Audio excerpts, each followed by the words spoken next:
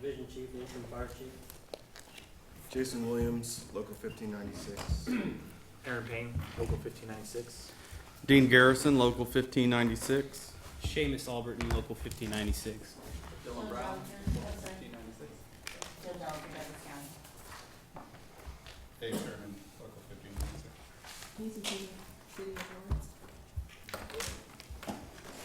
Mr. President, do you want to go through the opening statement, or do you think we can dispense with that? We can dispense with that. Okay, let's do that. Old business, discuss IAFF proposals for minimum staffing.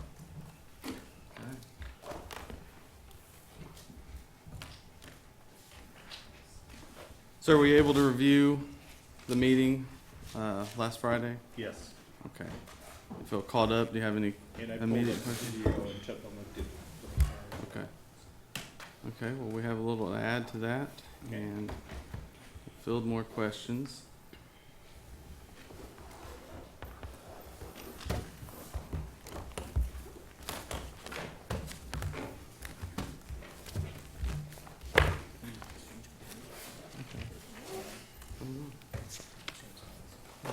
So are we supposed to exchange any materials first, or? Yeah. Do you have any? I do not have anything. Okay. We have you got stuff too, do you? Or is it just me? I think you have it. Laura, am I correct to I the, have a few items in the interest of not killing a bunch of trees I don't have. I can open pass them out. Yeah.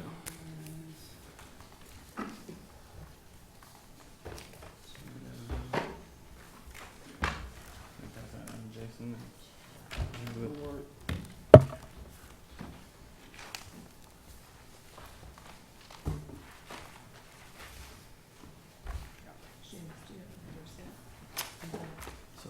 Yeah, I think I have. I only have 5 copies of each.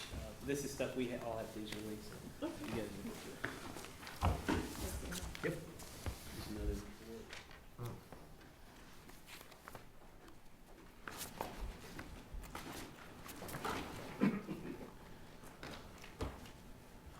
And this is, we can get into discussion of these items as we move into old business. This is a separate report.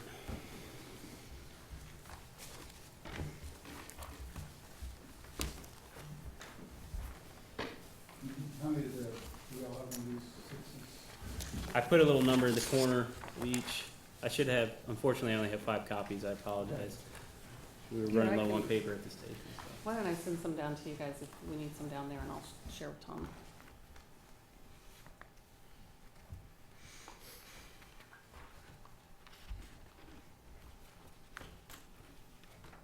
After I take this stick off.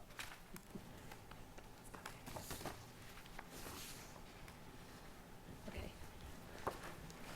Would you guys like another packet down there?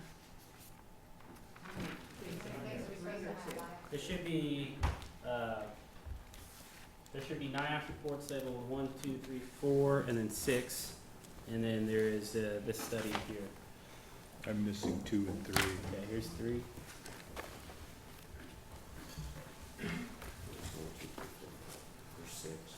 There is the number 5 is missing. But 2. 1, 2, 3, 4. I don't have 2. Okay, there's 2.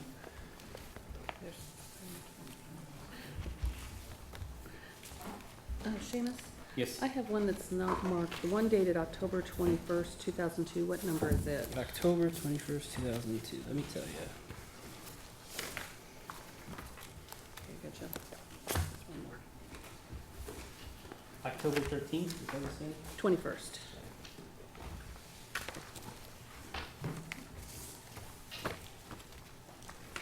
Actually, let me see this one. Next one.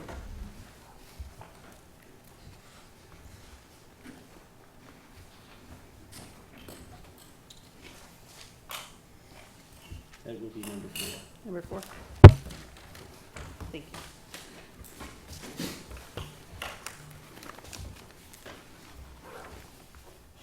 1, 2, 3, 4, and 6. Yes.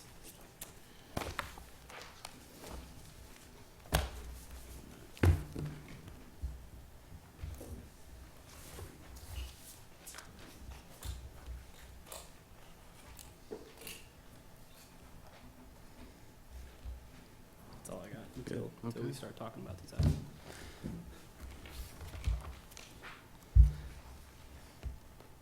So, please, do you have one of these? I can figure them out. Casey, did you get any at all? Would you like? Yes, we got Pardon? two. I think. Did you get any at all? Would you like to have this one?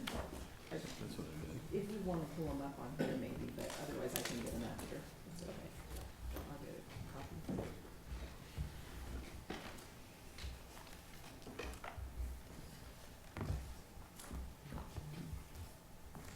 A couple other things to reference.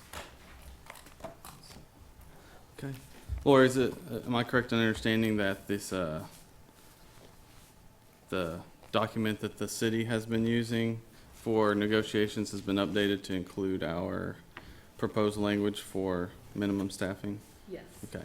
I emailed it out to all of us Mhm. late in the day yesterday, Mhm. and I have it to pull up here, and it has your updates and anything that we do today, and then I'll send it out again after the meeting. Since we're starting to get to a point where we're having a lot of updates on it. Yes. We'll try and update during the meeting. Does that sound reasonable? Yes, ma'am. Okay. Okay. And that was section 9.18 is minimum staffing. 9.18, yes, ma'am. Okay. So last meeting, we were to present our proposals, our non-economic proposals. We started with minimum staffing. That was to be followed by voluntary demotion. However, we ran out of time during minimum staffing. We did have materials to present by using the computer. We weren't able to do that. Did the city consult with, I believe we called him Porter on the, We did not, I didn't. okay. I apologize if we were. Okay. If you felt like we were gonna do that, I did not do that. So there's some confusion as to whether or not we'd be allowed and that someone somewhere needed to be consulted. We were wondering if we've resolved that. Regardless, we just remind everyone that, you know, we submitted our proposals on April 16th. They're very short, clear, concise, and followed up with a meeting on the 25th where we set our ground rules. This is before negotiations were open. Talked about materials that would be used during this process. We disclosed that we had a video to watch and some technology-based items, and it was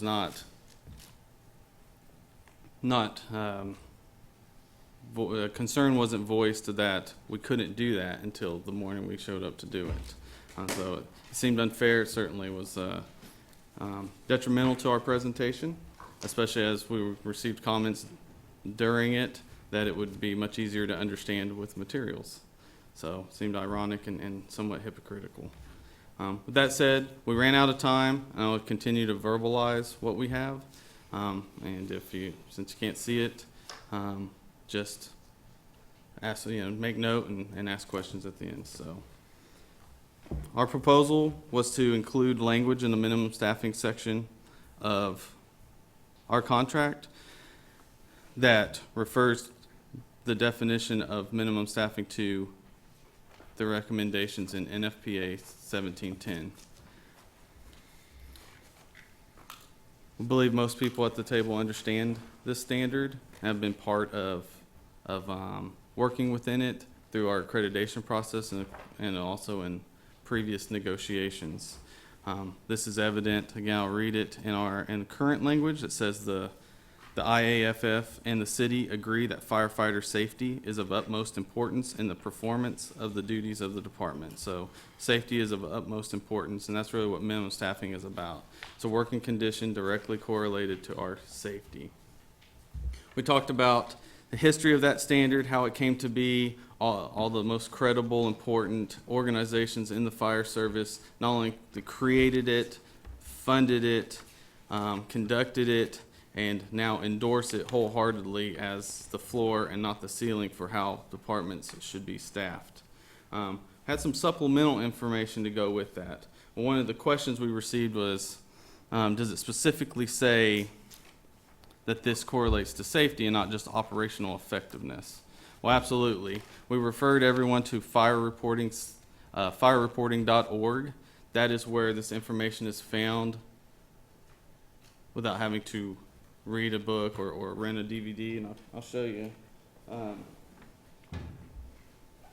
The hard copies really kind of look like this, you know, just really an antiquated way to receive information, but the dry text, the videos that go with it, and supplemental information. But if you go to the website, remember there are 3 large research projects like this. They're all there, all of this information. We all have it right now.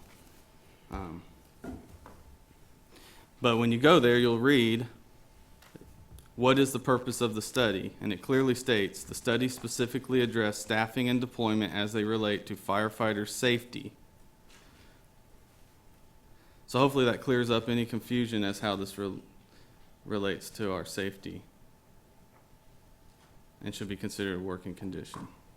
Additionally, beyond those large organizations like the IAFF and ICMA, I looked at different aspects of the fire service, trade journals and whatnot, for things that address NFPA 17. You can go online to any of those trade journals that have been around for a long time, and you'll see really kind of third-party organizations that don't have any ulterior motives or private interests in this. Peer reviews. So Firehouse Magazine is one, Fire Engineering, there's Fire Rescue, Fire Nation, all of these that you can go on, you can find dozens. I just picked out just a couple random ones just for reference. Okay. You'll read the Firehouse will state that this standard will lead to better fire and emergency medical protection for the public and improved firefighter health and safety. The article states that it will make the job safer, produce better fire departments, and goes on to state that hopefully it signals the beginning of the end for 2- and 3-man fire companies. Fire engineering gets a little more specific.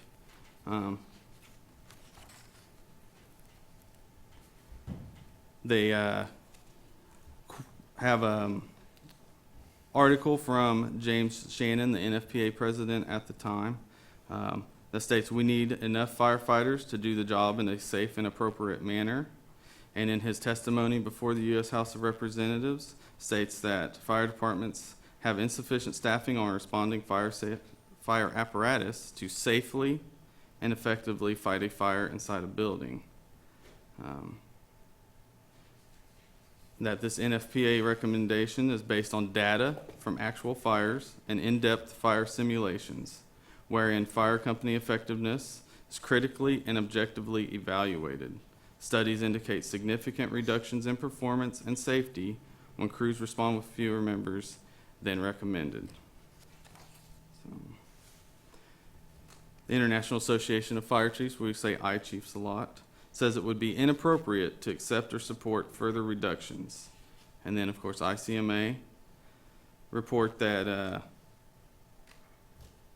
the adequate number of firefighters not operating at the scene of a working fire within the critical time period, dollar loss and injuries are significantly increased. And it goes on to say that they believe that they have found 5-person companies are 100% effective, 4-person companies are 65% effective, and 3-person companies 38% effective. The article goes on to say that fire departments need adequate firefighting resources to be able to design an acceptable level of resource deployment based on risks and service commitment, and to continually evaluate emergency response systems, which are crucial to enhancing firefighter operational safety and occupational health and reducing civilian fire fatalities. I'd like to remind people, when we talk about our safety, we're also talking about the safety of the community. Our ability to do our job results in preventing further injury, if not death, to them. We talk a little bit more about line of duty deaths, but we'll transition to that in a minute. Additionally, we have an article here, and it talks about all of the studies that were being conducted on a smaller level prior to this standard and the collaboration amongst all those organizations. And there are literally dozens, from Seattle to Houston to many in between. I highlighted a few that reached this result on their own, but before it was one large, effort. So when you look at a report from Seattle, they're saying that 3-person fire apparatus are 54% greater to receive injury than a 4-person staffed fire apparatus.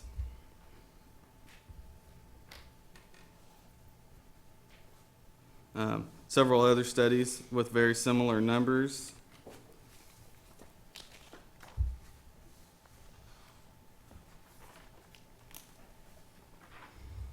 A division of the I-Chiefs, which is called the Metro Fire Chiefs, go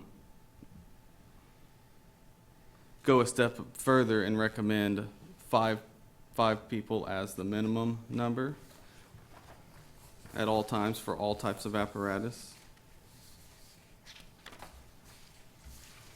This is more line of duty death, which we'll talk about.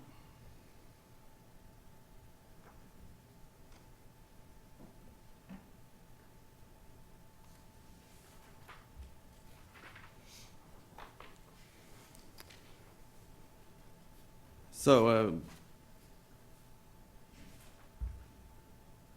the Nevada Occupational Safety and Health Review Board, so organization out of Nevada, concludes that any engine or ladder truck manned with less than 4 persons shall be defined to be unsafely manned. So again, I think you guys are getting the point here. There are literally dozens of these independently conducted research projects that conclude the same thing with minimum staffing that NFPA was finally able to make an industry standard. More studies here. 4 is not the number at which negotiations begin, but is the absolute bare minimum required for an effective and efficient fire company.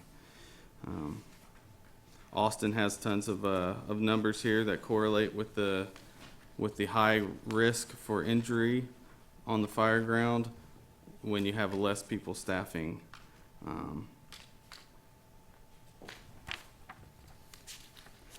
So, do you have a study, James, before we go into line of duty deaths? I think it would just transition all of it well, but Okay. Before I begin, it was apparent that the city's concern during the last meeting is that as Dean was harping on, was NFPA 1710 was more about just operational effectiveness than safety. I think Dean's presented some information that prove that it's also about safety, but this group here is a group of well-educated individuals, and I don't think it's hard to draw the correlation that in a job such as public safety, fire service, police officers, operational effectiveness also means safety, because there's many outcomes when we fail, and one of those outcomes is often one of us is hurt or one of us is killed. So an ineffective or inefficient firefighter or fire crew is an unsafe fire crew. So I brought to you guys a couple line of duty death reports as well as a study. The line of duty death reports are simply captures in time when city management or fire department leadership failed to take their responsibility of safety seriously. In all these instances, we'll see that companies are staffed below NFPA 1710. Yes, sir. Can you repeat that again? I might have taken exception with what you said, that fire departments fail to take.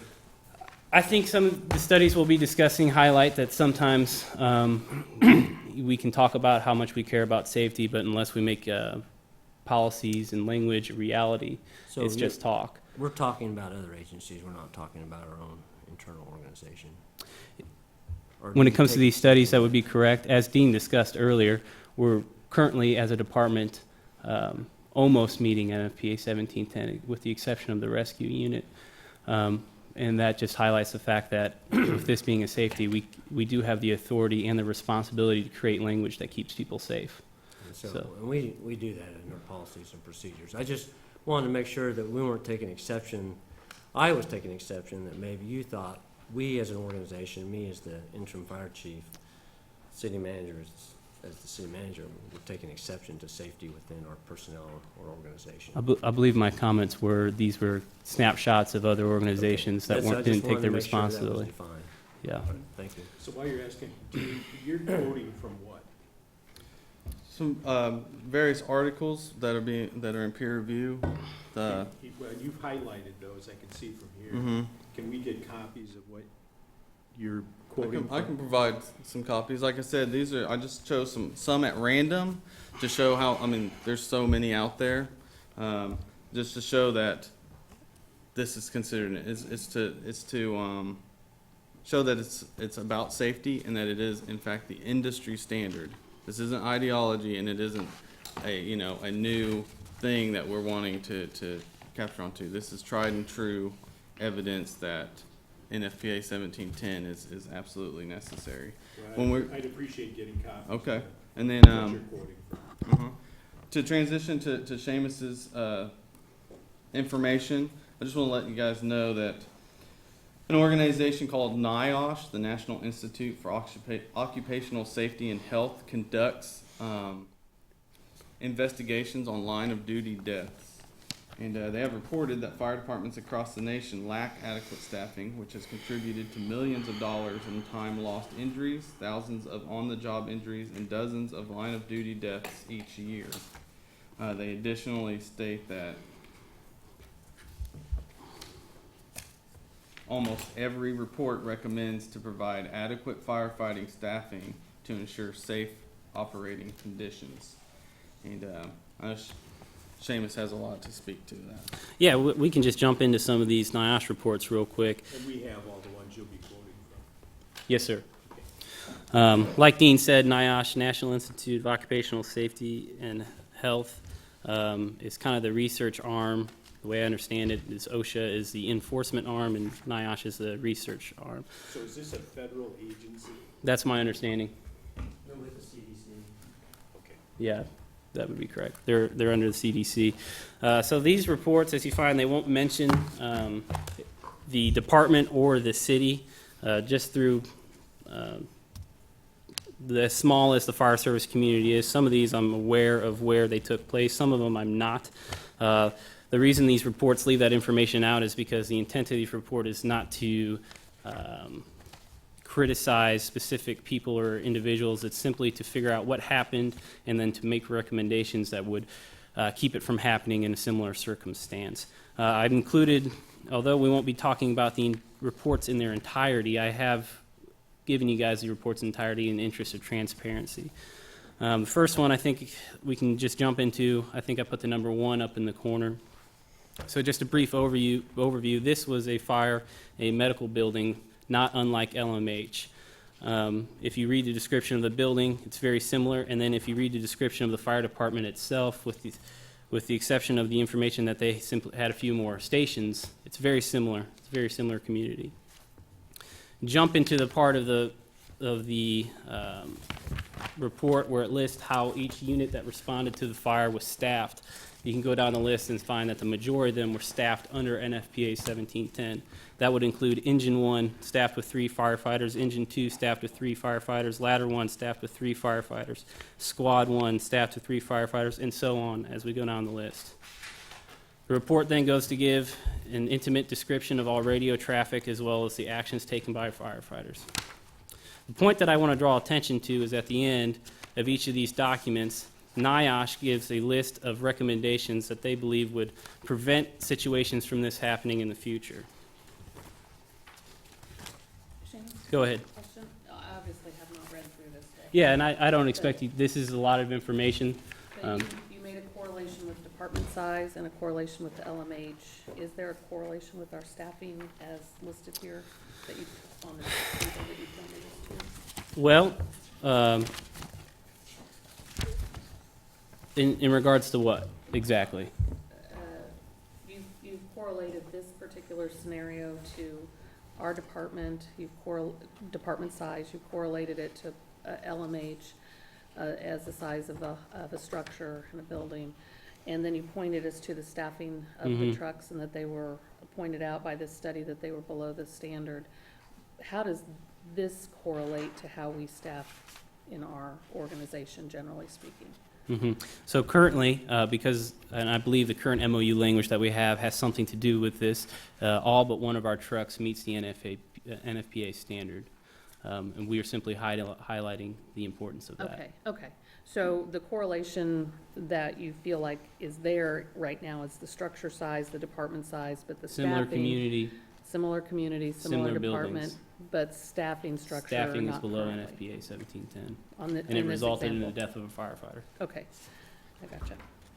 I'm just, as I read through it, I want to be able to understand how you correlate this with our organization. Anyways, furthermore, towards the back, the NIOSH will give recommendations that they feel would keep similar situations from happening again. I believe it is recommendation number, let me find it here, sorry.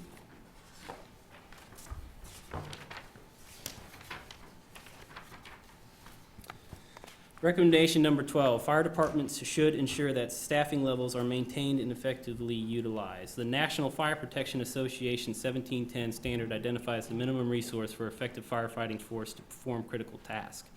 These tasks include establishing water supply, deploying an initial attack line, ventilation, performing search and rescue, and establishing a RIT. A RIT is commonly known as a Rapid Intervention Team, or a RIC, Rapid Intervention Crew.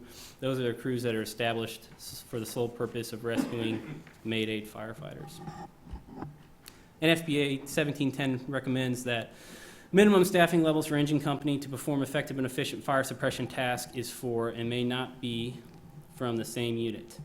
In addition, a recent released study from the National Institute for Standards and Technology report on residential fire ground field experiments conclude that 3-person crews started to complete a primary search and rescue 25% faster than 2-person crews, and 4- and 5-person crews started to complete primary search 6% faster. Then it goes on to say staffing deficits cause in this incident, staffing deficits cause tactical difficulties, reduced information flow, and may indirectly impact proper command decisions. Staffing levels must be sufficient to perform critical fireground tasks. It goes on, which in this case of a commercial structure are more complex, to save life, which includes the firefighters themselves and property. And it goes on to say the mistakes that staffing caused in this incident.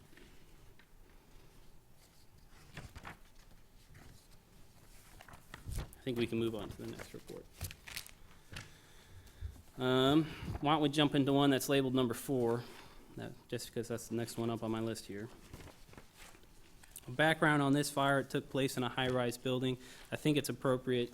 The reason I pulled this is because I think you've all noticed that recent construction projects in this town are increasing to get taller and taller.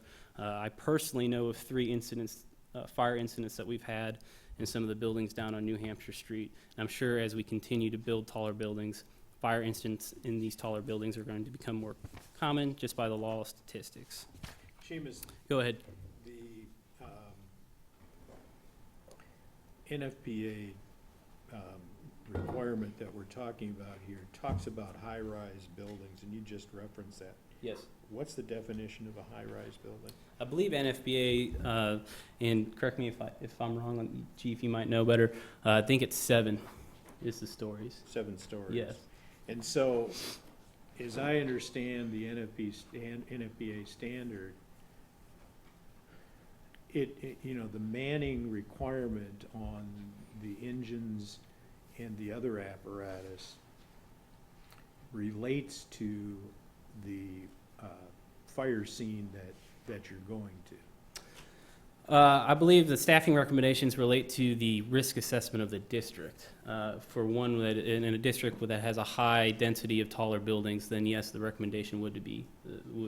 But it says if you're attacking a high-rise building, a mid-rise, and then there's some density issues, the staffing requirements for each of the apparatus change incrementally as you go up. That would be correct, yes. Okay, so our current provision suggests a minimum of 4 people. Mm-hmm. So if you get called to a high-rise fire, what is the staffing requirement for that same apparatus that requires 4. Well, NFPA 1710 would recommend that we would have 5 on those apparatus. But I think it is appropriate as an organization to use the standard to cover, which does a complete risk analysis of the entire community, and appropriate our staffing to those risk analysis. And the what would minimum be- is 4, and I believe, I'd have to refer to Chief Coffey, but I think we're at a low to moderate risk in all our districts, which would be 4 personnel on each apparatus. And isn't that what we're staffing now? Yes, and I believe the current MOU language has a lot to do with that, yet the city has decided to eliminate that language in their proposals. And only suggest that that's a management right. And our intentions are to prove that it is a safety concern. Okay. But, to be clear, you're suggesting that the NFPA standard talks about how you respond to the whole community or to the particular incident? I believe the standard does talk about specific occupancies, yes, as well as a long list of items such as response times and others. Chief, So what's your take on the standard? my take on the standard is, as he talked about, depending upon the type of urban density it is. So say you had a part of your community that was extremely dense, urban high-rises, you might have different staffing level on the engine that rides in that district versus an engine that might be out in a residential part of the community where it would have a different staffing level. So in theory, according to looking at the standard, we'd have, depending upon what we identified as authority having jurisdiction, makes that determination of what those parameters are.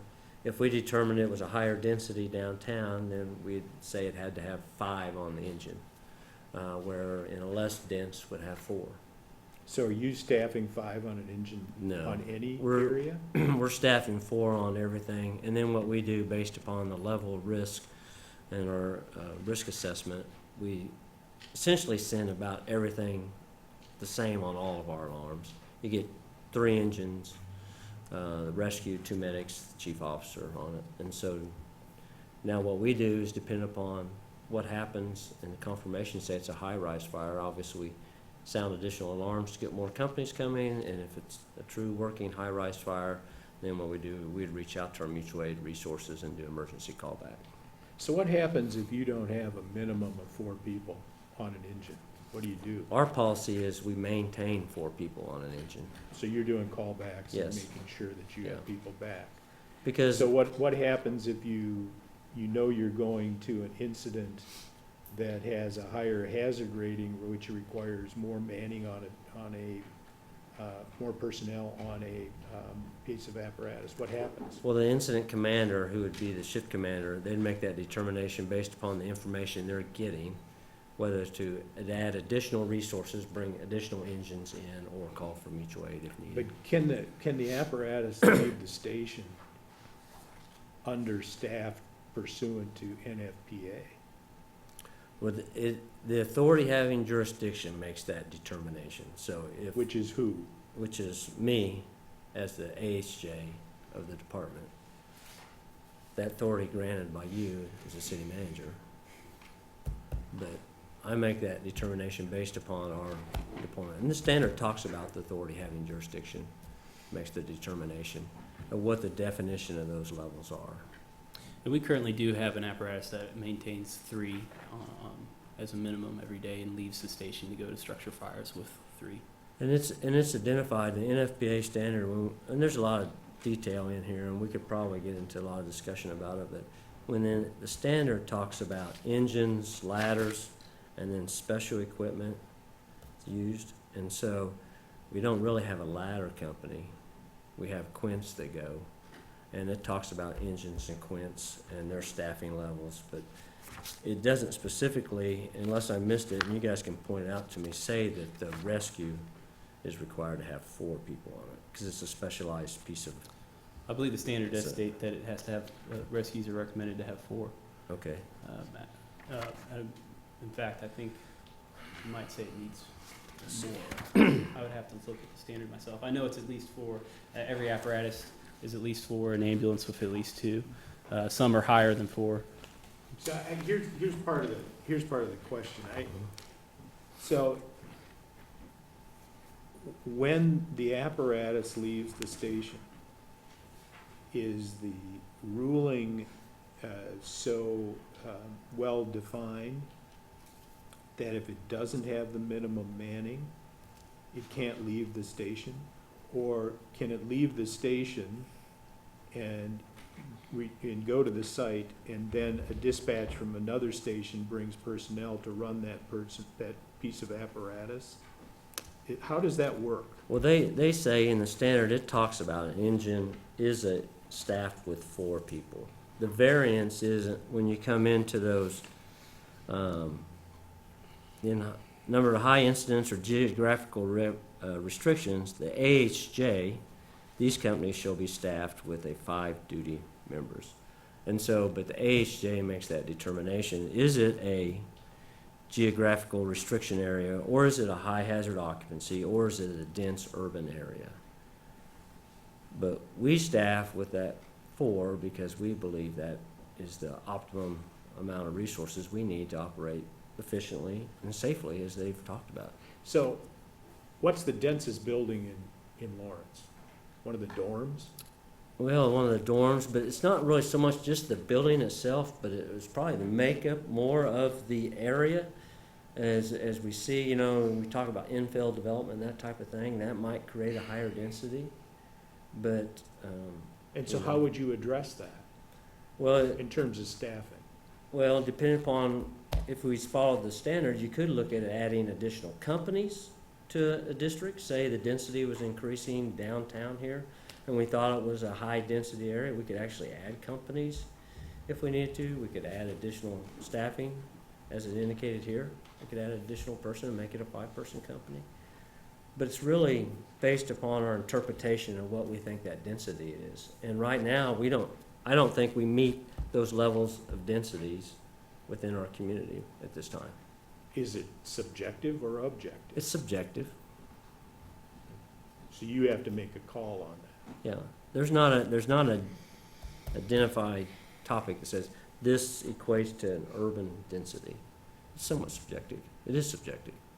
Because as I read it and I looked at the video doesn't really portray any subjectivity about it. It talks about if you're gonna fight a high-rise, this is the number of people you need. And I know that our deployment on any given day is significant less than that number that the NFPA would call out. It's one thing to talk about, having a minimum manning of 4 people on a truck. It's another thing to talk about what that video talks about in terms of response. And it seems like we would have to have significantly more people to meet that standard requirement. And possibly more apparatus and everything else that goes with that. Well, I think if you look at the standard, like I said, it gives the AHJ that determination to make that judgment. Do you have a quote on that? That it's subjective and what the definition is? No, that management has that authority.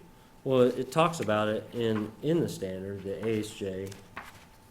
It says the AHJ generally has the responsibility to determine the following: scope and level of service provided by the fire department, necessary level of funding, and the necessary level of personnel and resources, including facilities. So that's built into the NFPA standard. Yeah, that's in the appendix, appendix 4.1.1. Okay. I think we should have more discussion about, it seemed, the way I read it, I went to a conclusion, and when I do that, I want to test the conclusion, but it seemed like, what do we have, 40-some people at any given time? 38. 38. And the requirement, under the high-rise requirement, if any one unit could be, that's why I asked the question about leaving the station. If you had to have that, because maybe it's 2 stations that could potentially respond, then what would that do to the total staffing requirement to meet that particular provision of NFPA? That's the question I have. Well, it's, the standard, I think, gives you, you guys agree or disagree with me, the standard gives you a little bit of flexibility in that it says you need 28 people when you have a high rise.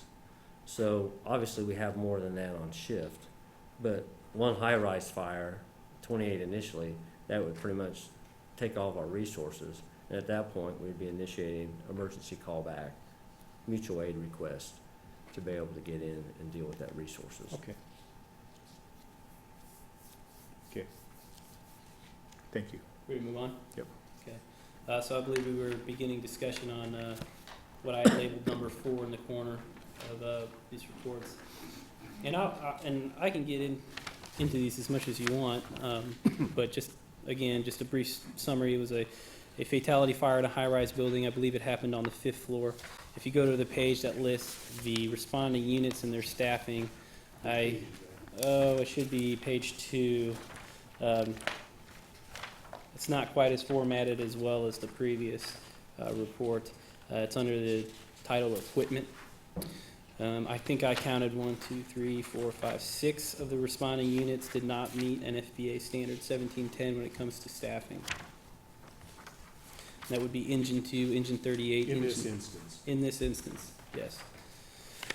Newer engines, you said? Let me read that.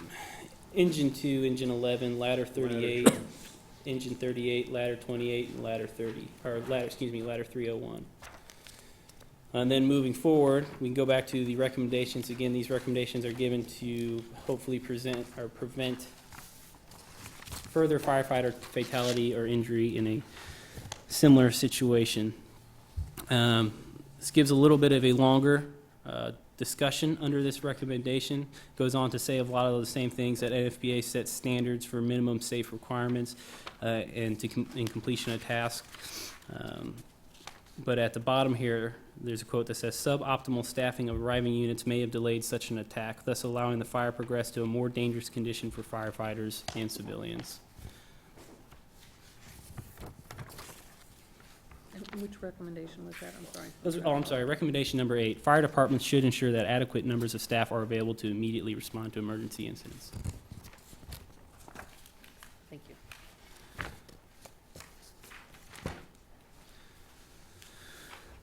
Next one I have here is labeled number 3. Again, I can't tell you where all of these incidents took place, but I do happen to know this specific one was right down the road in Shawnee, Kansas. Lost a firefighter by the name of John Glazier. Just a quick recap of the incident. I believe it happened in a large home, something similar you would find in West Lawrence. I think the report says it's 6,000 square feet. Key recommendation under here is to ensure that staffing levels are appropriate to perform critical tasks. If you go to the page in which it lists the units staffed, I believe it is 1, 2, 3 flips in. It's formatted a little neater than the last one. Truck 71, engine 71, and engine 92 were all part of the initial response and were staffed below NFPA 1710. What is that equivalent to for us?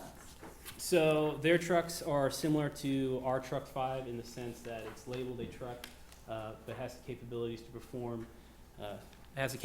perform every engine company operation, as well as it also has a large platform on top of it, ladder.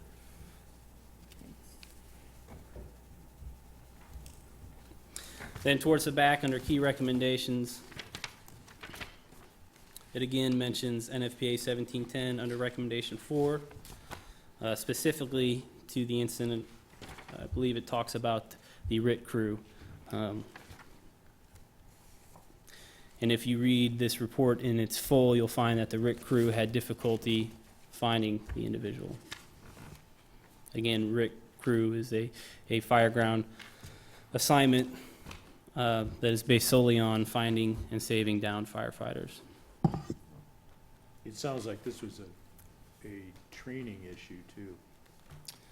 Yeah, they'll go on to list several issues. I think it's that you'll find that if you read these in full, it's often not just one issue. That is fair to say, I believe. But we talk a lot in the fire service that fire ground injuries and deaths result in what's called the domino effect, where one thing goes out of place, which causes the next thing to go out of place, which causes the next thing to go out of place, and down the road you have a guy that's not going home to his family. And I would agree that staffing can be one of those dominoes for sure. And if we can remove any of those dominoes to keep our people safe, I think it's well worth it. In this particular case, Seamus, I'd refer you to the second page, and it lists key recommendations. And 3 out of the 4 key recommendations relate to the training in this particular situation. Yeah, I guess my counter to that would be one of the recommendations is also to have appropriate staffing as well. I think staffing levels is probably mentioned in every one of these. I don't think that's true. In the ones that I brought today, yes, but I think if you were to go on NIOSH's website and read And that's what I was these. referring to as the ones that you brought today. Yes, and I'm simply trying to highlight that there are several agencies out there that believe staffing is a safety issue. One of those agencies being NIOSH.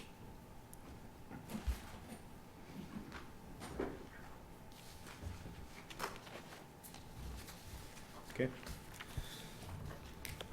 The last one I'd like to talk about is commonly known as the Charleston 9. It's the larger of the report. Number 6. It's probably listed number 6, yeah. So this is a pretty infamous fire. It created a lot of changes within the American Fire Service. It was the largest loss of American Fire Service life since 9/11.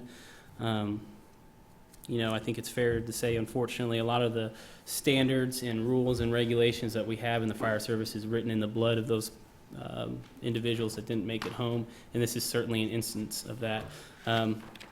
There's a large list of recommendations, but one of those, again, is to ensure adequate numbers of staff available to immediately respond to emergency incidents.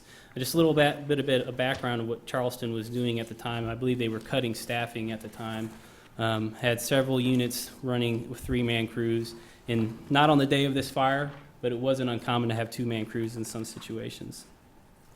If you go to the page, let's see what else I got. Yeah, okay.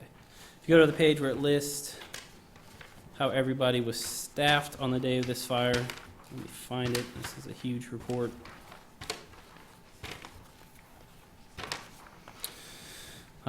See, I highlighted the ones that were staffed below minimum, and that included Engine 9, Engine 13, Engine 3, Ladder 4, Engine 2, Rescue 1 from Mutual Aid were also staffed under NFPA 1710. Going towards the back of the report where it lists the lengthy amount of recommendations. Recommendation number 14, fire departments should ensure that adequate numbers of staff are available to immediately respond to emergency incidents. Then it goes on to discuss things that we've already mentioned, but specific to this incident says the municipal fire department involved in this incident routinely operated with 3 firefighters per apparatus depending on the staffing available during each shift. During this incident, many of the routine necessary fireground operations were not initiated. Establishment of incident command outside the hazard area, overseeing all operations such as rescue, a staged rapid intervention crew, a hydrant connection to water supply, and coordinated ventilation. All resources on scene were engaged in attacking the interior fire due to limited staffing. Several firefighters were operating alone inside the burning building instead of pairing up with firefighters. I think it's also worth noting that after this fire, Charleston also hired a independent of NIOSH, a panel to review what had happened and recommendations moving forward. And several of those recommendations had to do with staffing. I believe one was to, within 2 years, make sure they had enough staffing that they could always maintain 3-man crew, and 2 years later have enough staff trained and hired to maintain 4-man crews at all time. And they based that off the OSHA standard of 2 in, 2 out, which means that we cannot enter structure fires without at least 4 personnel on scene. So they weren't accredited at the time? Yes. What's that? They weren't accredited at the time? Accredited by who? Do you mean were they following the NFPA standard? No. No, that the standard that we go through every year. Through SIPSI for accreditation. Yeah, No. I don't believe at that time that organization existed. because that recommendation would have been up higher than that minimum standard or staffing that the committee that was impaneled in Charleston would have stated at the time, wouldn't it? Yeah, if they had been there, yeah, it depends on that review. They What does your look at each accreditation organization. say? Our accreditation, it doesn't look at NFPA per se, but what we do is we look at our standard to cover and our risk assessment, and we base our staffing levels on that. And a lot of the things that we do base our staffing level do come out of NFPA 1710. Our response time, they talk about the 4-minute response time in here. They talk about turnout time in here.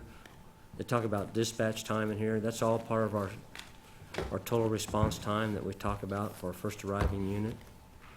And when we look at our standard of cover, and that's what I've been in here talking to you about different times about we're seeing is the expansion in that. I think there might have been one that I missed, but Tom, it's just more of the same information. NIOSH agrees that it was a staffing issue that was led to the death of the firefighter. I did also hand out a study. It's fair to say that this study doesn't directly point to staffing to increased safety. This is more of a study on fire behavior in modern fires. It mentions that injuries and death on the inside of an actual fire per capita has actually increased, and that fires are becoming more dangerous. And the reason I introduce this is because a lot of the studies and recommendations that were built around NFPA 1710, the studies I did talk about safe times, more effective and safer because larger crews could act more quickly before the fire would become more dangerous and too dangerous to operate. This study highlights the fact that modern buildings, because we live in a plastic world, are burning faster and that safer operating times are much shorter, thus making that connection that time is safety on the fire ground and more people work faster. That's everything I have.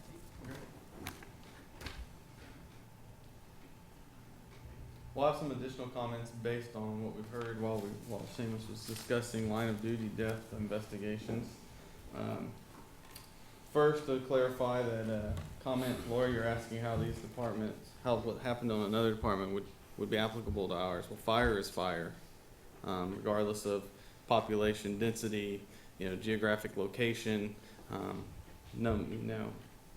Fire is still fire. And in fact, Alan Brunancini, who's a retired fire chief, recently passed away, was the chair of this. They call it the committee. This group that developed the NFPA standard. He was the chair, and that's important to note because it also developed an incident command system called Blue Card that our department uses. So he's outspoken advocate for this standard and somebody that we obviously modeled our operations after. And he states that it is illogical to maintain that the requirement, capabilities, and conditions of fire department operations differ from one place to another. Fire is fire. I don't know how else to say it. Wanted to clarify that everything that we're reading here today is applicable to us. Second, when we talk about Rescue 5 being an anomaly, our standard of coverage, I believe beginning on around page 4, that 4 through 6 range, recommends that Rescue 5 is staffed with 4. And then I'll highlight one last line of duty death in Sedgwick. And the distinction there is what, Dean? You said this unit is staffed, recommendation is to staff with 4. So there And are- it's not currently staffed with 4? No, sir, it's Okay. And what's the logic that's been explained to you about that?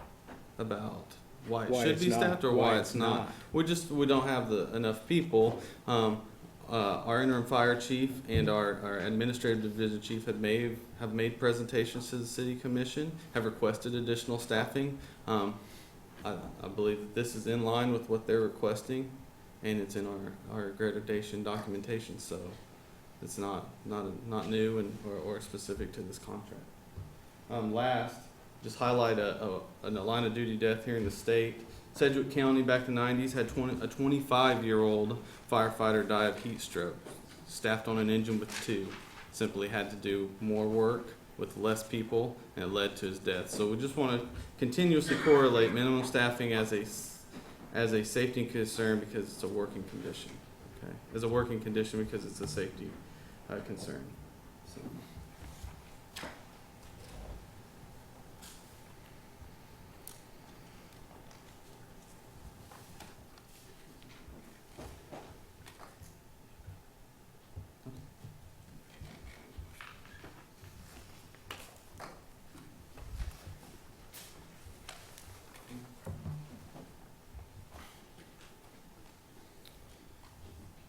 Todd, did you want more specific information on that? Basically, what's covered in the video. You appear to have a big picture understanding of this standard. I can just read it verbatim here, or we can try to provide a summary, something that maybe, we all learn differently. So this one is text rather than a video. We could get copies to everyone. No, I'm satisfied with what Chief Coffey explained in terms of how we can respond.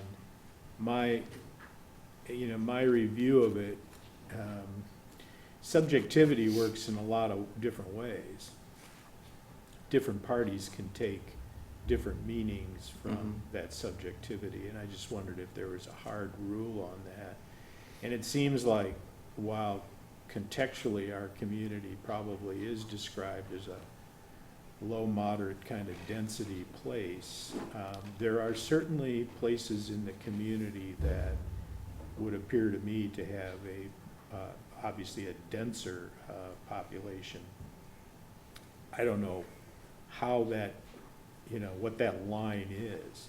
There's all sorts of ways to measure density, people per, acre per square foot,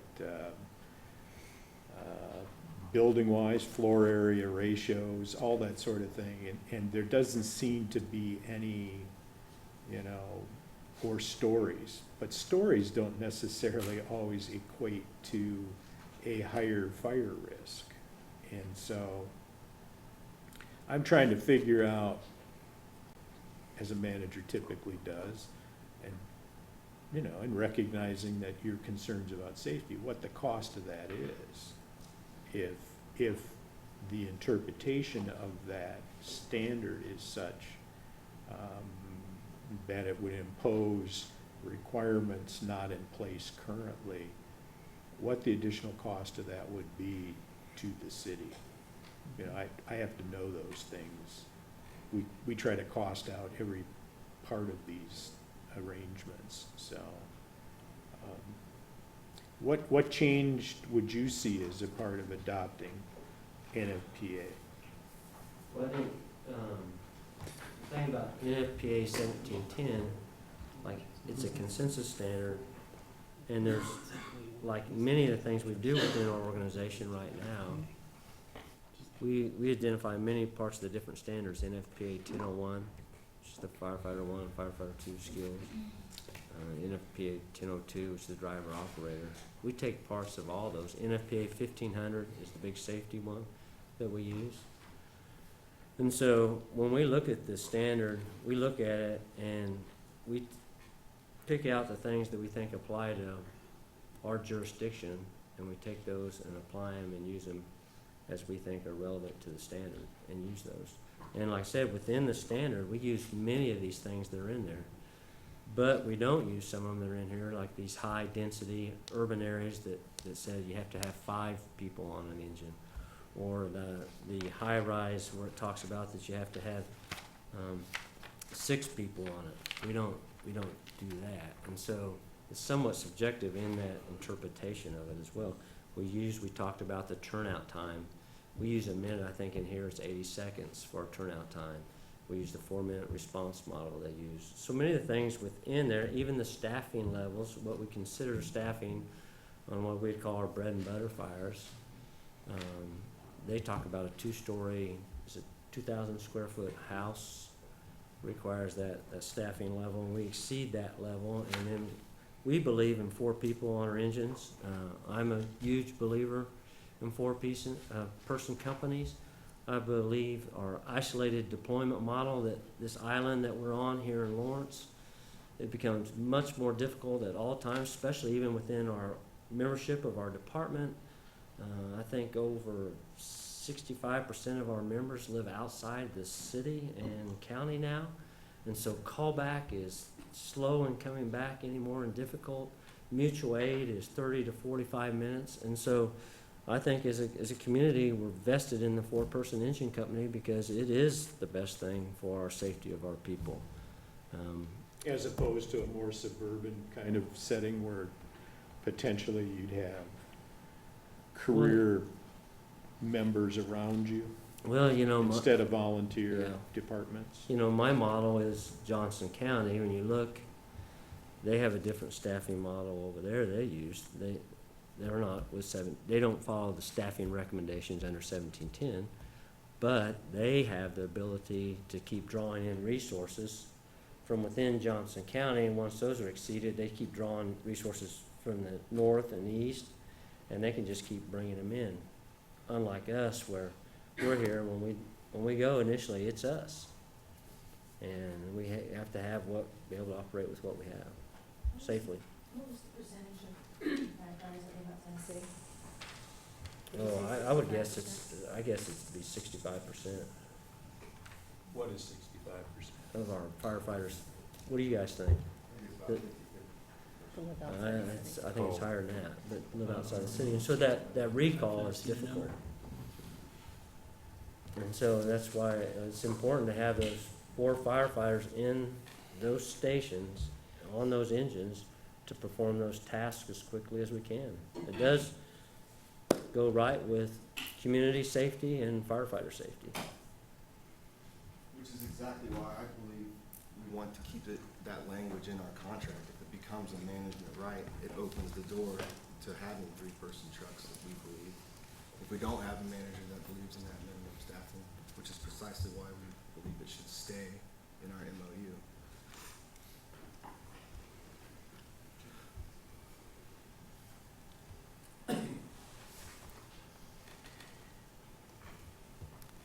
So have we concluded our discussion on minimum staffing? Move to the next item, or do you have more Yes, to sir. say? No, sir, we've presented our point of view for why we've submitted that proposal. And as we said last meeting, it serves to speak to the city's proposal to eliminate the language as well. So unless there are further questions, comments, or concerns from the city, we're requesting a caucus Okay, before moving into the next topic. all right, about 20 Okay. minutes or Yes, so? sir. Okay.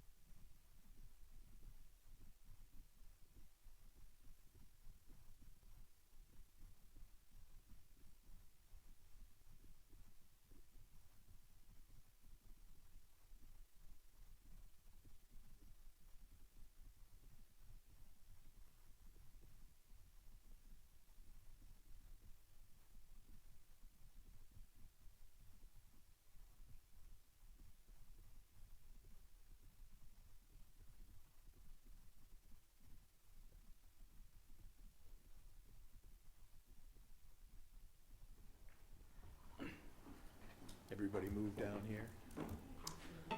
Yeah, that's where my grandmother grew up.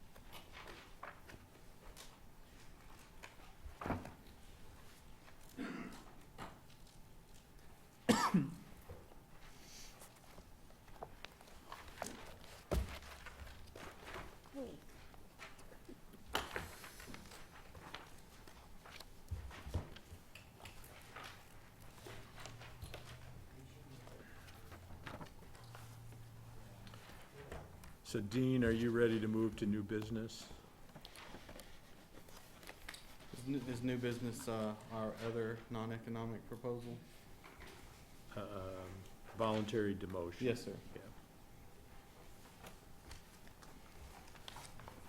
Did you have anything coming out of caucus that you wanted to add to No, sir. old business? Okay.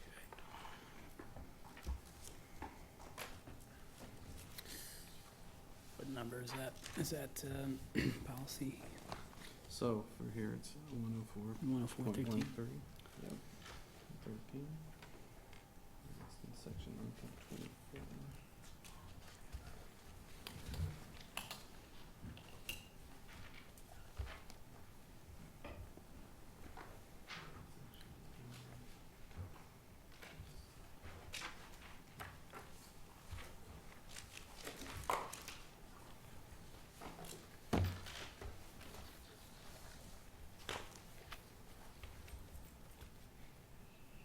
Should we go? Okay. Sounds like everyone's looking for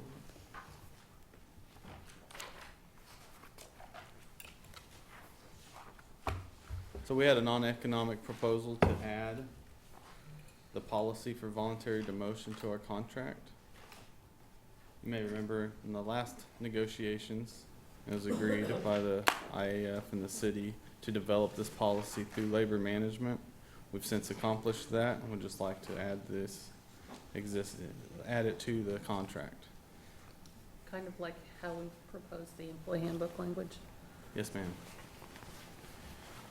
You can reference this on fire department's intranet as policy number 104.13.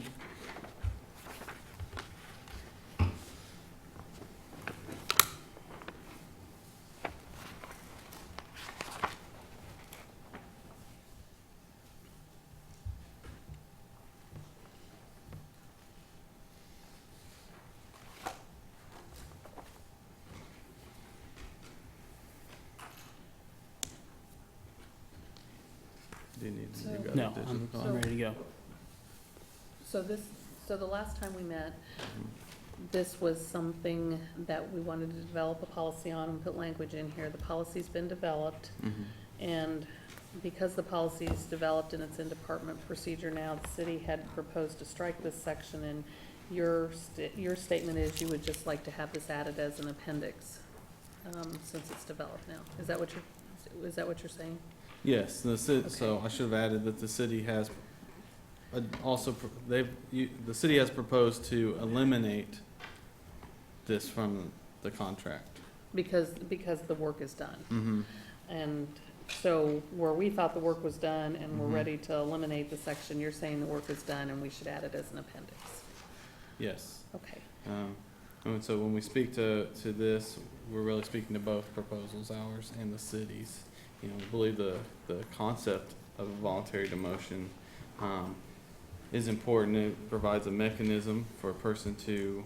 Dean, Casey, can you put that on the screen if he hands you his copy?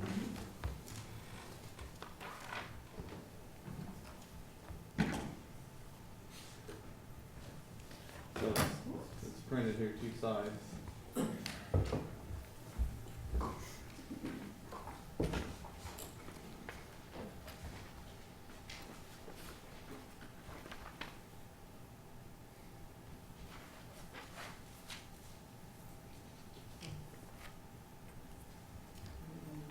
Scroll. Okay. Well, we'll be speaking generally to this policy. Again, it was created mutually through the labor management process, the merits of which are agreed upon by both sides. It's considered a working condition because it does pertain to our safety and the process for which a person demotes is a mechanism for that. It's important that you understand our position for voluntary demotion is about safety. In the fire service, a person can find themselves in a position that wasn't what they expected, and they were great in the position before that and would be best to go back. The city has invested a lot of time, energy, and money in that career development, and it would be also be in their best interest to allow the demotion. This policy reflects that. I'm ready to scroll. And it's Moses.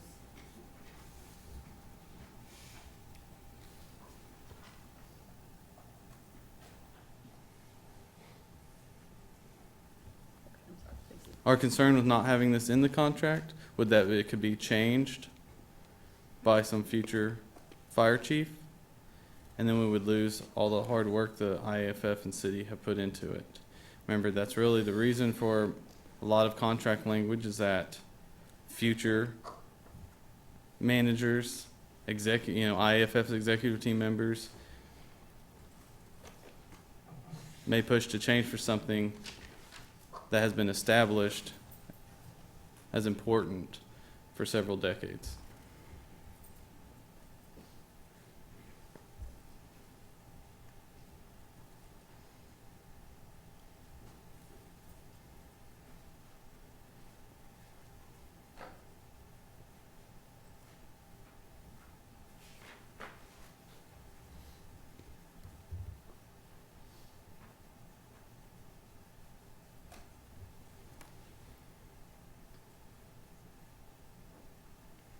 Ready to flip?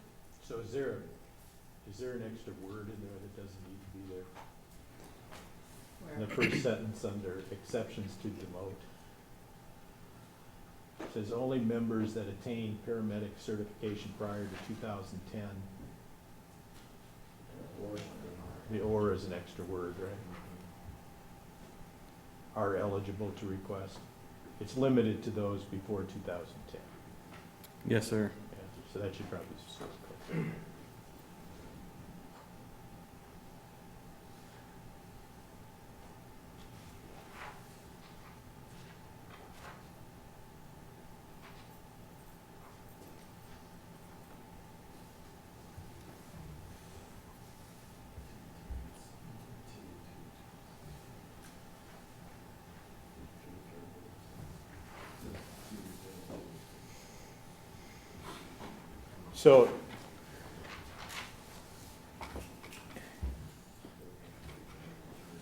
So what's the concern here from the fire administration, chief? I presume you had representatives from management. I think, our concern, this was like I said, Dean has indicated, an initiative between our staff. If I remember right, I think the biggest concern is that we were able to maintain our levels of staffing, be able to still meet our response guidelines, in that we still have to have paramedics, we still have to have supervision within the system on the apparatus. I think those were our big concerns. So what percent of firefighter, paramedic positions is allocated to fire or paramedic? Well, I guess. What's the call differential? Well, about 80% of our calls are EMS calls. But does that equate to the workload? Well, That would be placed on average, typically over the course of the year. That, you know, that's If it's kind an of 80-20, is it 80% paramedic and 20% fire well, in workload? well, I don't know if you call it paramedic, EMS versus fire suppression or other. Yeah, No, the highest volume, the workload, probably the highest is the EMS side of it, of our business, On So the there- call line. on the call volume. so there's a plus minus there as to how that relates to workload. But it's always kind of, you know, it's kind of related to emergency communications. I've had this discussion with them when it goes to workload. You can run a bunch of medical calls, but the workload related to that is a lot different than maybe, say, one structure fire that you run. And so I don't know what that ratio would be, but, you know, a structure fire might take all of 5 hours to run one structure fire and have all those people versus EMS calls that may be correlate to 5 or 6 EMS calls. So it's always kind of a, So there's a deviation there as to how it relates to workload, right? But obviously, the majority of the time is probably spent on emergency medical response. And so, is this the policy that you came up with? as the labor management group, yeah. And you're thinking that this doesn't put the emergency medical response No, of the department and the service to the public at risk? We don't believe so, especially if you look at that first page where we talk about formulas for staffing for primary fire and medical apparatus when we're trying to reach that number. And that's a number that's really of a benefit to everybody. Well, I should say specifically to the paramedics within the organization and why we're trying to get more people to become paramedics because that reduces the workload on all the paramedics. So we're striving to reach that staffing level. So is there a minimum level that you've required in your in your standard operating procedures? Yeah, for our medic units, there's always, so each day we need a minimum of 7 paramedics working. Okay, so when somebody wants to self-demote, that's what this is about, right? So if somebody wants to self-demote, for whatever that reason is, that isn't automatic. No, You have to check to see you have a minimum number of people. and yeah, and it also goes operationally. And that's a floating number based on how many units you're running. Right, and so it'll change, so as we So it- evolve in the department, it goes up, So it's a self-adjuster. yeah, And that's currently in the SOP. yes.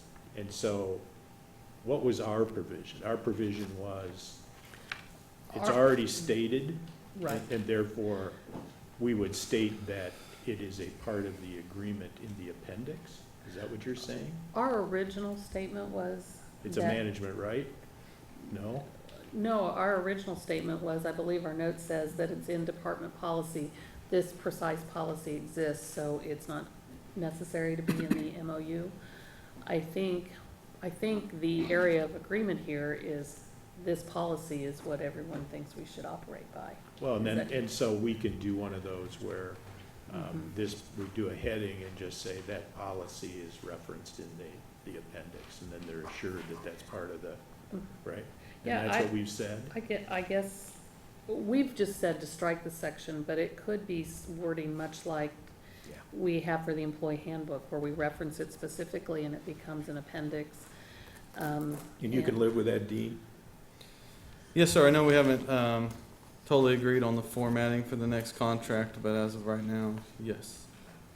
Until we want to see what this appendix is going to be like Okay. and how the contract. So this is like a reads. tentative TA. Yes, sir. Superintendent, TBT, do you want to create Are what you the okay wording with would that, look Chief? like? Or Yes, I am. All right. do you want to type up what that wording would look like, and so we can put it into this document? Well, What you wording? should type it up. and Do you want me give to type it Yeah, up? just type it up so it's I'll consistent. type it up much like we have for the employee handbook or the other policy references, and we'll put it in this section here, as proposed language. Okay. Does that sound good? Yes, ma'am. Okay. The chiefs are okay with that? Okay. Yeah, and it does have a provision in there related to the paramedic, because we were all concerned about that. And that has that 2010 date there. It kind of is an indicator that, So you kicked this around, you figured it out, and this'll work, and you won't jeopardize Douglas County's responsibility for providing a medical service to the entire county. You okay with this, Jill?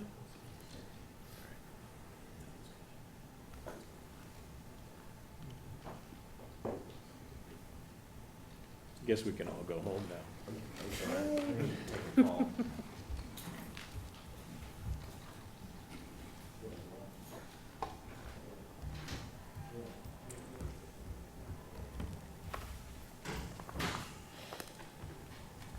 Well, I had typed something that it's worth it, but over here in this. Okay, Did you put something in there? Yeah, I'll highlight it so we all know what I changed in case, or you wanna make it Okay. sound better. And then I also highlighted this typo down here, oh, thank you just very so we much. fix it, so we don't copy and paste it Copy and again as paste a the highlight, typo. okay. And then maybe in the right-hand column, just put today's date that we had this discussion.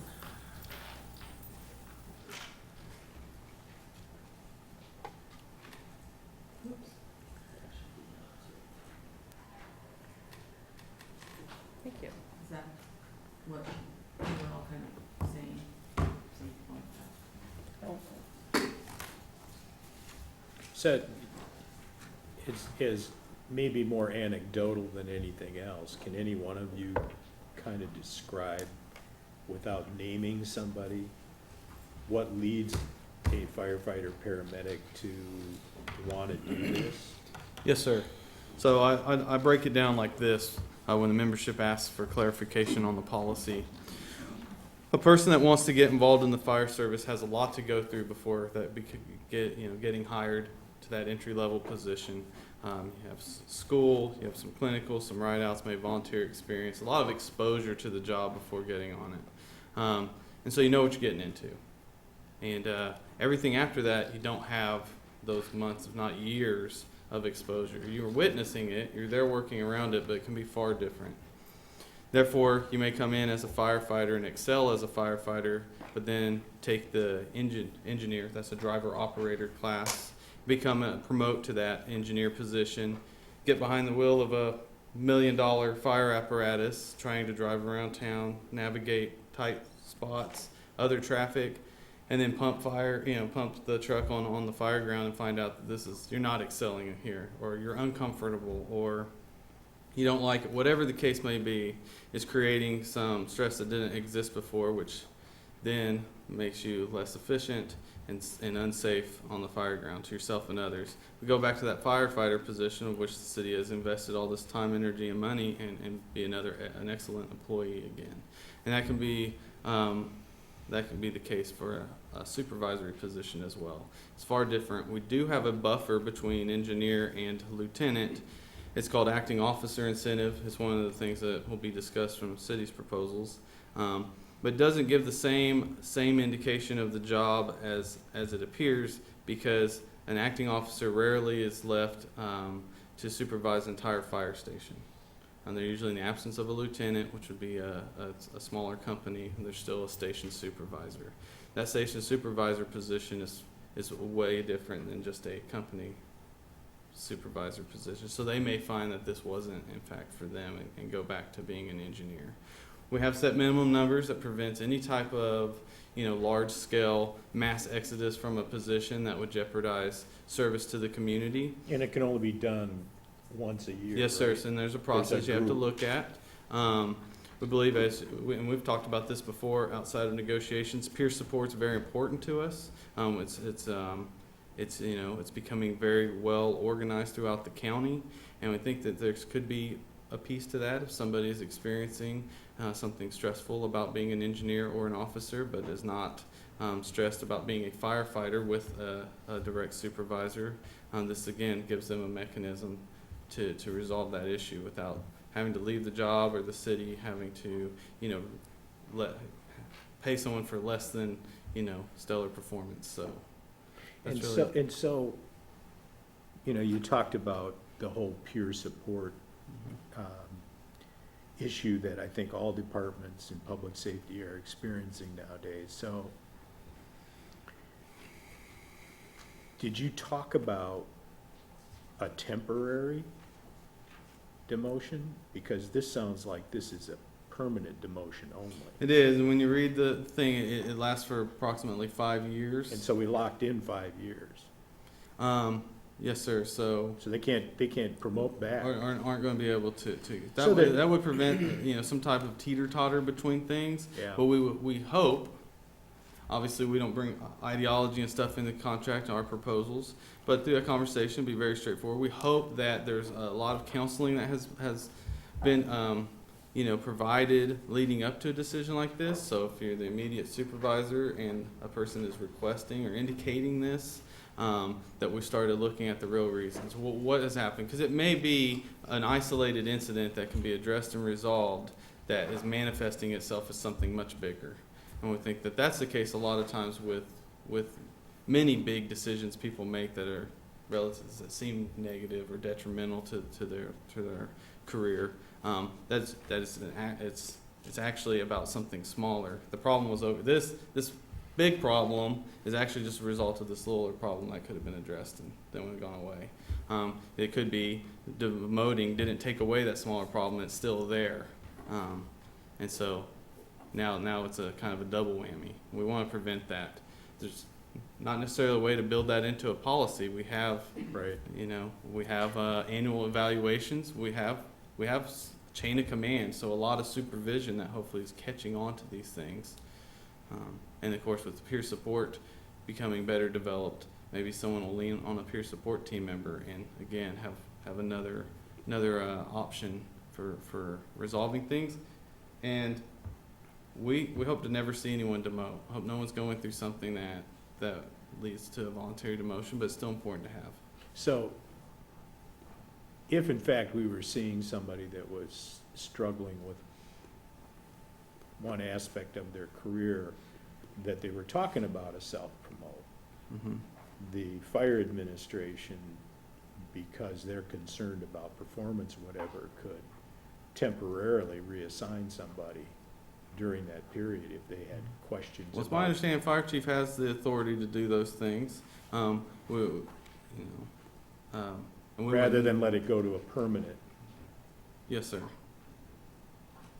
So the chief, you believe that that's Yeah. within your unilateral? I think it's that whole thing, and you're looking within the individuals, and it's a case-by-case basis. I don't, this whole blanket approach to everything doesn't work, because as they talked about, we may have an individual that's maybe suffering through some type of crisis, and that an interim demotion may make a difference in that. You feel you would, well, and I think with the development of a peer support program, I think you might have stronger cases to make those determinations to get somebody through something without having them permanently alter their Mhm. career by a true self-demote. Because to me, it's, you go through this policy, you've really pulled yourself out for a, And I think when it was Period of written, time. I think between the group, it was meant for that high impact. That Extreme if you thing. do, this is an impact, but I think all of us are for that well-being of everybody within the organization. Alright. We want to provide that all right. flexibility. Any perspective from the county on this, Joe? Because this is your part of the program. Not that I can think of right now, I mean, on the paramedic side of it, I would say it's probably becoming less of an issue as we go, because the longer we get out from, there's gonna be less and less people that were here before 2010, Mm-hmm. and that see that, and so Mhm. as we keep moving forward, it's, when we add, our work is to keep adding to supplement what we're losing, and that's the big All right. battle we're fighting. I would hope at some point we get to the point where we could allow all medics, not just the Cousins things. I think their well-being and health is just as important. but we're just not at those numbers Yeah, yet. getting to those numbers is the key. Yeah. And we identify what we think those numbers are. It's a pretty hefty number. I didn't catch the effective date of it. Have you had it in place for a while? Has it been working? August 1st of 2018. So not quite a year it's been in place? Did it seem to work, well received? The Don't best of know. my knowledge, it hasn't been exercised that Hasn't I'm been aware of. exercised. So that annual time to apply for the first time is coming up this year? So Yes, ma'am. So we'll find out if it works or not? We'll find out with engineers, Okay. and lieutenants, and paramedics, we did not reach that minimum number required, so no paramedic will be eligible to voluntarily demote. And when are the first applications due? I'm sorry, I don't have it in front of me. August 1st. August No 1st, later yeah. than August 1st. So August 1st will be the first opportunity to use the policy we've created, correct? Well, it can be used right now. They have up until August 1st. Oh, okay. They can submit. No later than Submit. August 1st. So on August 1st, you'll take whatever list you have had from people submit Right. and then make a And it determination. goes on to say, multiple requests for donation will return by seniority and grade. It doesn't mean that they'll all be granted. It talks about seniority and grade.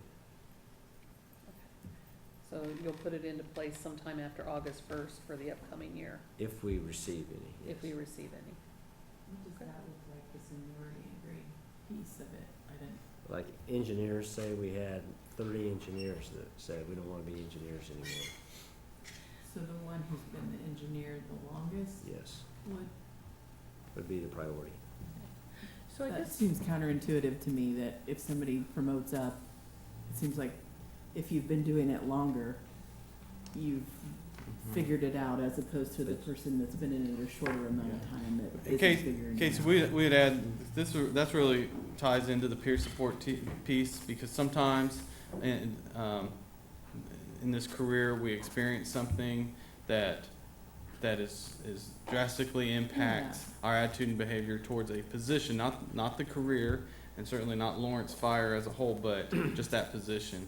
And it may be appropriate for that person to volunteer to demote. Did you have something? Yeah, I'd also add that, like Dean stated, the merits of this policy have already been established through a collaborative process between the IAFF and the management of the fire department. And it wasn't as if we just sat down one day and wrote it. It was dang near a 2-year process in which we established what we thought would work best given circumstances and the work environment that a fire department creates. I appreciate that, I just wanted to understand it. as we discuss this and I gain an understanding of it, I guess the one thing on the management rights piece of it versus the two pieces of language will be, since this will be the first time we actually exercise it and put it into place this coming year, is if there is any confusion on the wording and how to interpret it, by having it embedded in here, it would become a letter of understanding type discussion versus a management right and chief decision kind of activity. I get that. And so that, to me, seems like probably the biggest difference, practical difference between the two proposed wordings. You understand Does that make sense? what she's saying? Yes, ma'am. Yeah, I think if we find something that's not working, be let's take a look at it together again, figure it out. But what you're saying, if it's embedded in the agreement, then it'll be a letter. If we need to change it, it'll be a You can letter. adjust it through a letter of understanding. So it'd be probably through a discussion at this table Mhm. versus a decision that the chief would unilaterally make, Or the, or the city manager, or something along those or, lines. If there's a disagreement on I how mean, to it would- interpret I something. guess it would be my hope or maybe expectation that if this was a joint initiative, that we would come back in and have those discussions Yep. together. That would seem logical. It is now 11:25. What's next? If that is everything on this particular agenda item, do we feel like we've finished it? Yes, ma'am. Okay. The next thing that I had on the agenda was new business. We discussed the process for proceeding through and begin discussing economic items, starting with Article 8. And I believe I'd mentioned last time that I would really like to proceed through this section, through the economic items, discussing each one of them with the proposals, the contract language, and the ideas and expectations, I guess, and thoughts from both the city and the IAFF, section by section, as we move through that. And I don't know how you perceived moving through Article 8, which is primarily money, most of it's Mhm. money. I didn't know how you proceeded for that, but I think setting that agenda will be what we do on the 31st. Okay. Starting through that, unless you have some different ideas. So meet on the 31st and set an agenda for discussing proposals, economic proposals. We can do that, or we can agree to something today for at least how to start through that. Okay. What would you like to do? We have like 4 minutes. Let's meet on 31st. You know, maybe what I would suggest, I won't be here, Seamus, I don't think you're here either, right? No, sir, I will not. So maybe to get it started, the two parties could talk about their pay plan adjustment, those two items from both sides, and exchange that information, because that's easily identifiable for the two that won't be here afterwards. Some of the other issues probably would probably be better served to have the full contingency here when we have those discussions. The others, I think, you know, when you look at numbers, you look at numbers, and Mm-hmm. you can break that down pretty well whether you're here or not. Fair enough? Yes, sir. So section 3.1 is the actual pay plan design in and of itself. You know, Okay. the positions, the steps, or whatever else anybody would want to propose for a pay plan design. So that would be 3.1, so exchanging. 8.1, 3.1 is the LPOA, sorry. So 8.1 is the actual grid that we, or however we look at the pay plan. And 3.2 is a discussion on does that pay plan move, either through a general wage adjustment and how that general wage adjustment is comprised. Do we want to just do 3.1? Do you want to put 3.2 on the, or 8.1 and 8.2, or just limit it to 8.1 for next time?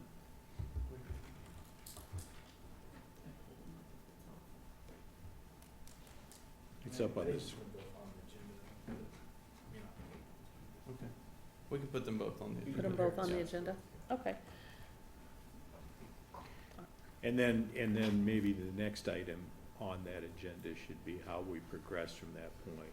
My assumption is we will exchange that information, stand for questions back and forth, not necessarily resolve that day, but then the next item would be talk about how we, move through the rest of those items, maybe schedule a certain number of them or whatever for the next agenda, so we get through those. Because I think at this point, based on what I've heard from you, and quite frankly, I'm fine with, then we get all of that stuff out there publicly. Then we start going back through everything to see what the low-hanging fruit is, maybe get that knocked out, and work towards more difficult items to resolve those towards the finish line. Fair enough? Yes, sir. Okay. I will put the agenda together, and I'll send it out along with this updated document from today's discussion. Does that sound good? 31st at 9:30. Thank you. Have a good holiday.